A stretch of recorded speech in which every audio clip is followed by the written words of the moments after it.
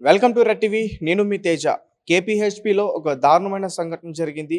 SLVC elegance అపార్ట్మెంట్లో ఒక మహిళ ఉరిపెట్టుకుని చనిపోయిందన్న వార్త వెలుగులోకి రావడం జరిగింది. మరి ఆమె ఏ కారణాల వల్ల ఆత్మహత్య చేసుకుంది? దీనికి హస్బెండే కారణమా? లేకపోతే ఇతర వేరే ఏమైనా కారణాలు ఉన్నాయా? సో అసలు పూర్తిగా మనం అన్ని విషయాలు కూడా తెలుసుకునే ప్రయత్నం చేద్దాం.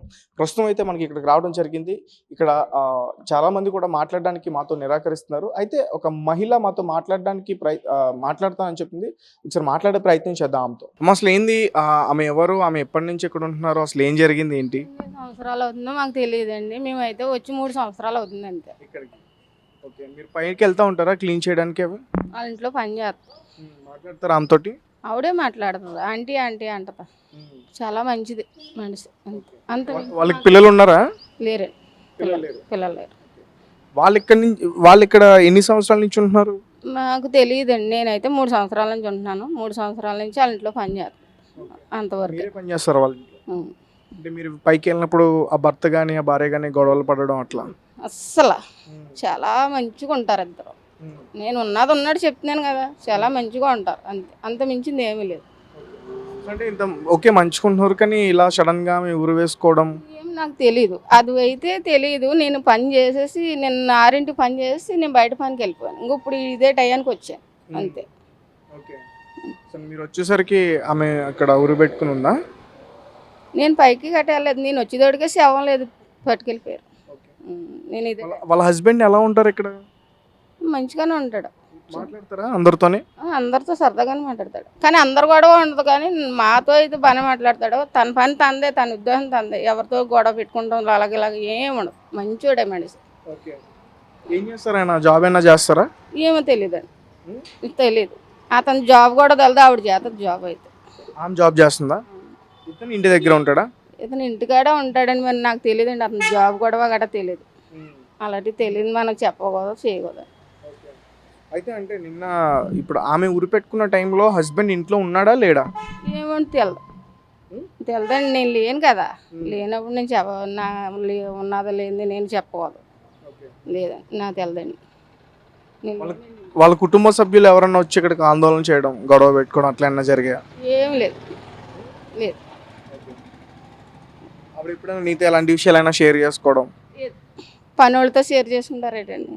పని వాళ్ళతో నేను హెల్త్లోకి అయితే ఇద్దరు బాగానే ఉంటారు. వచ్చారా పోలీసులు? వచ్చారు ఇక్కడ ఎంక్వైరీ చేశారా మొత్తం? చేశారు. మిమ్మల్ని ఏ విషయాలు అడిగారు వాళ్ళు? అడిగారు. చెప్పాను నేను. మీకు చెప్పినట్టే చెప్పాను అంతే. పోలీసులకన్నా చెప్పాను. చెప్పారు. నన్ను ఎంక్వైరీ చేస్తారు. మీకు చెప్పినట్టే నా ఆవిడకి చెప్పాను. మీరు ఎందుకు అంత బాధపడతారంటే మీతో ఆమె కొంచెం బాగా క్లోజ్గా ఉండేదా, అందుకని బాధపడుతున్నారా? లేదు, పని కాడ కొంచెం ఏదన్నా పెట్టి కాడ గట్ట మంచిగా ఉండేది అంతే. బాగా చూసుకుండేది. వాళ్ళు 3 వేళం బాగా చూసుకుంటారు. మంచోళ్ళు మనుషులు. బాగా చూసుకుంటారు అంతే. సడన్ గా ఆమె ఇట్లాంటి డెసిషన్ తీసుకుందని బాధ అంతే.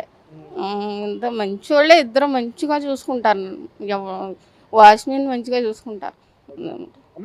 వాళ్ళతో పాటు, వాళ్ళిద్దరితో పాటు ఇంకెవరైనా ఉంటున్నారా వాళ్ళతో? వాళ్ళ అమ్మ నాన్న కానీ ఫ్యామిలీ వాళ్ళిద్దరు మాత్రమే ఇంట్లో ఉంటారా? వాళ్ళిద్దరు ఉంటారు.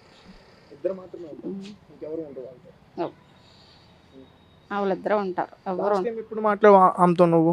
నేను పొద్దున్న 6కి కుక్కర్ ఏదో తోమ అంటే అన్నం పెట్టుకుంటాను అందా. తోమ ఇచ్చేసాను, కడిగేసుకొని బియ్యం కడుక్కుని పెట్టుకుని వచ్చింది. నేను చెత్త పెట్టుకుని నేను కిందకు వచ్చేసి అంతే. అంతవరకే. ప్రతిరోజు ఎర్లీ మార్నింగ్ మీరే వెళ్తారు? 6కి, పొద్దున్న 6కి, సాయంత్రం 6కి అంతే. ఏ టైంలో పెట్టుకుందా ఈమె? ఏ టైంలో పెట్టుకుందా అనుకోవచ్చు? నాకు తెలియదు సార్. మీ భర్త చెప్తున్నా టైం. నిన్న పొద్దున్న నేను 6కి పని చేసి వెళ్ళి వచ్చి ఇలాంటిదప్పటికి ఇలాగే కూర్చున్నాను. కూర్చుంటే ఇలా పూజ చూసిపోయింది అన్నారు అంతే. నాకు అంతవరకు తెలుసు అంతే అండి. తెలుసా? అంటే చాలా మిస్టీరియస్గా ఉంది. అసలు ఆమె ఎందుకు చనిపోయింది ఏంటో కూడా తెలియట్లేదు. కుటుంబ సభ్యులు కూడా ఎవరు కూడా మాట్లాడడానికి బయటకు రావట్లేదు. ఏం తెలియదు సార్, నాకు ఏం తెలియదు.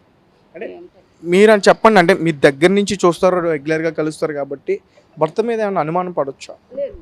అతను సిగరెట్ తాగుతాడు, ఇక్కడ తిరుగుతాడు అని అంతే. అంతే, అది ఒకటే. కానీ అలాంటి అనుమానం. ఏం చేస్తాడు అతను ఇక్కడ? ఏమి తెలియదు. అతని బిజినెస్ ఏమిటో తెలియదు. నాకు మాత్రం తెలియదు. ఆవిడ జాబ్కి వెళ్తుందన్న సంగతి ఒకటే తెలుసు నాకు అంతే. ఆవిడ తెలియదు. పొద్దున్నేని దండం పెట్టుకుంటుంది, 6ంటికి రమ్మంటదన్నమాట. ఎప్పుడన్నా నేను వెళ్ళకపోతే ఫోన్ చేస్తుంది. ఫోన్ చేస్తే నేను పని నుండి బయటకు వెళ్తే ఊరు గట్ట వెళ్తే ఆవిడ చేసేసుకుంటుంది. అంతే. రీసెంట్గానే వాళ్ళు కుంభమేళకు కూడా వెళ్ళొచ్చారా? ఆవిడ ఒకతే వెళ్ళింది, వాళ్ళ ఊళ్ళతో వెళ్ళి ఉంటుందండి. మరి నాకు తెలియదు ఎవరికి వెళ్ళి, పని వాళ్ళతో అవన్నీ చెప్పరు కదండి. రెగ్యులర్గా ఆఫీస్కి వెళ్తుంది, ఎన్నింటికి వెళ్ళలేదు అనుకోవచ్చు. ఏమో ఒక్కోసారి 9ంటికి వెళ్తుందండి, 9:30 అవుతులోకి వెళ్ళిపోద్ది ఆవిడ. నేను ఇలాగే ఇప్పుడు ఎంత టైం ఉందండి, ఇప్పుడు నేను ఇదే టైంకి వస్తాను రోజు. మీరు బయట పని చేసుకునే టైంకి ఇక్కడ ఉంటారు? ఉంటాను. మీరు వచ్చేసరికి ఇక్కడ ఈమె ఇన్సిడెంట్ జరుగుంది ఉందండి. సో మీ హస్బెండ్ మాట్లాడమంటే ఎందుకు ఇబ్బంది పడుతున్నారు? అతను లేడు కదండి, అతను కొబ్బరికాయలు కాడ ఉన్నాడు. వాళ్ళ వాళ్ళు వచ్చి అంబులెన్స్లో తీసుకుపోయారు. మరి ఇతనికి తెలదు కదండి. మరి మీ అపార్ట్మెంట్కి సీసీ కెమెరాలు అన్నీ ఉన్నాయా, వర్క్ చేస్తాయా? లేదండి, ఏ కెమెరాలు లేవండి మాకు. అంటే మరి మీరు పైకి ఎవరు వచ్చినా పంపించేస్తారా? నేను ఇక్కడ అడిగి పంపుతాను అంతే. ఇక్కడ అడిగి నేను ఇక్కడ లేనంటున్నావు కదా, ఎక్కడో పనికి వెళ్ళానన్నావు. ఇక్కడ మా ఆయన గారు ఇలాగ చూస్తారండి, ఎవరు వచ్చినా అడిగి పంపుతారు. డాక్టర్లు వెళ్తున్నారని కూడా వెళ్ళాడంట. అంతే. డాక్టర్లు వచ్చారంట అంబులెన్స్ వేసుకుని వస్తే డాక్టర్లు వచ్చారు కదా అని ఏటి ఎవరి దగ్గరికి వెళ్తున్నారని కూడా వెళ్ళాడంట. అంతే అండి. చాలా మంచిది మనిషి అయితే వాళ్ళు 3 పిల్లలు కూడా మంచోళ్ళే. మంచోళ్ళే. ఎవరు గొడవ ఎవరు చూసి ఉండదు. చెప్తున్నాను కదా, నేను ఇదే పోలీసులకి చెప్పాను. నేను ఇదే మాట కూడా పోలీసులకి చెప్పాను. నిన్న ఆడ పోలీసులు వచ్చారు చెప్పారు. బాధతో ఏమన్నా అట్లా చేసుకోవచ్చమ్మా? లేదు, వాళ్ళకి ఆ యాక్టివే లేదు, ఆ గొడవే లేదు. ఇంకేం కారణాలు అయి ఉంటాయి? మరి మనకేం తెలిస్తే మనం వెళ్ళేదోడికి బాగానే ఉండేవారు.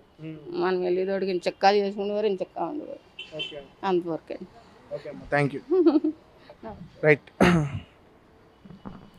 రైట్. సో పూజాశ్రీ తన ఆత్మహత్య చేసుకుంది నిజంగానే మిస్టీరియస్గా ఉంది. ఎందుకంటే అసలు వాళ్ళ అంటే హస్బెండ్ అండ్ వైఫ్ మధ్య కూడా ఎటువంటి గొడవలు లేవు, అలాగే వాళ్ళ కుటుంబ సభ్యులతో కూడా ఎటువంటి గొడవలు లేవు. సో మరి ఆమె ఎందుకు ఆత్మహత్య చేసుకోవాలనుకుంది? ఒక రకంగా వాళ్ళకి పిల్లలు కూడా లేరు, ఆమెకు 31 సంవత్సరాలు, పెళ్ళయి 7 సంవత్సరాలు అవుతుంది, అయినా కానీ పిల్లలు లేరు. ఆ బాధతో మరి ఆమె ఏమైనా ఆత్మహత్య చేసుకుందా, లేకపోతే ఇతర వేరే కారణాలు ఏమైనా ఉన్నాయా? సో మొత్తానికి మేము ఇక్కడ చూస్తే ఇక్కడ సీసీ కెమెరాస్ కూడా లేవు అని చెప్తున్నారు. అంటే ఎవరైనా వచ్చి మరి పైకి వెళ్ళి వేరే ఇతర ఏమైనా ఇబ్బందులు పెట్టిన పరిస్థితి ఉందా? ఆమె ఉరిపెట్టుకున్న టైంలో వాళ్ళ భర్త ఎక్కడున్నాడు? సో పోలీసులు అయితే విచారిస్తున్నారు. ప్రస్తుతం అతన్ని అదుపులోకి తీసుకుని ఈ పూజాశ్రీ వాళ్ళ కుటుంబ సభ్యులు కూడా మాట్లాడడానికి నిరాకరిస్తున్నారు. మరి ఏ కారణాలు అయి ఉంటాయి? రీసెంట్గా ఆమె కుంభమేళాకి వెళ్ళి వచ్చింది అంటున్నారు. అలాగే ఒక పక్క వాళ్ళ హస్బెండ్ జాబ్ కూడా చేయడు, ఈమె మాత్రమే జాబ్ చేస్తుంది. అంటే ఇంట్లో మొత్తం పోషించేది ఈమె మ్యాక్సిమం అంటుంది. అలాగే ఈ పనావిడ కూడా చెప్తుంది, నేను 6 గంటలకు వెళ్ళాను, ఒక రైస్ బౌల్ నేను కడిగేసి వచ్చాను, రైస్ పెట్టుకోవాలి వెళ్ళాలని చెప్పేసి అంటే కడిగేసి వచ్చానండి. దాని తర్వాత నేను వేరే పనికి వెళ్ళాను. నేను నా పని నుంచి ముగించుకుని వచ్చేసరికి ఆమె ఇట్లా జరిగింది, డాక్టర్స్ వచ్చారు, తీసుకెళ్లారు, ఆమె ఉరిపెట్టుకుని చనిపోయిందంటూ కూడా తెలిసిందంటూ కూడా ఆమె షేర్ చేసుకుంది. వాళ్ళ భర్తతో మాట్లాడే ప్రయత్నం చేస్తాను. సో అతను మాట్లాడితే అంటే అసలు ఎవరు వెళ్ళారు, ఎవరు వచ్చారు అనేది కూడా మనకు పూర్తిగా తెలుస్తుంది. అలాగే అతను ఎక్కువగా హస్బెండ్ ఇక్కడ వాకింగ్ చేస్తాడంట, సిగరెట్ తాగడానికి బయటికి వెళ్ళి వచ్చిన టైంలో ఆమె చనిపోయిందంటూ కూడా అతను పోలీసులకి ఇచ్చిన స్టేట్మెంట్లో ఉందని చెప్తున్నారు. ఒకసారి పూర్తి విషయాలన్నీ కూడా తెలుసుకునే ప్రయత్నం అయితే మనం చేద్దాం.